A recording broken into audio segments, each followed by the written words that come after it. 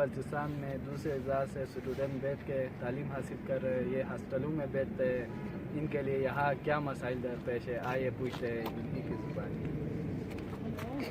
ہمارے پاس السلام علیکم سر۔ السلام علیکم سر۔ سر آپ کا نام؟ میرا نام شبیر حسین، آپ کے طرف سے؟ میں غزر سے ہوں بلوچستان سر آپ علی بوائز ہاسٹل میں بیٹھتے ہیں؟ جی سر، میں علی بوائز ہاسٹل میں بیٹھتا ہوں۔ سر یہاں آپ کو کیا مسائل درپیش ہے؟ سر ہاسٹل میں تو آپ کو پتہ ہے نا، مسئلہ مسائل بہت ہوتے ہیں۔ تو سب سے پہلے تو کسی بھی ہاسٹل میں ہم جا رہے ہیں تو ادھر کا مینو ٹھیک ہونا چاہیے، کھانا پینا ٹھیک ہوگا تو تب ہی اسٹوڈنٹ پڑھیں گے، کچھ کریں گے۔ اور دوسری بات یہ ہے کہ لائٹ، ہاسٹل میں رہتے ہیں تو اسٹوڈنٹ ان کے لیے ضروری ہے کہ ان کے لیے لائٹ کا بندوبست کیا جائے۔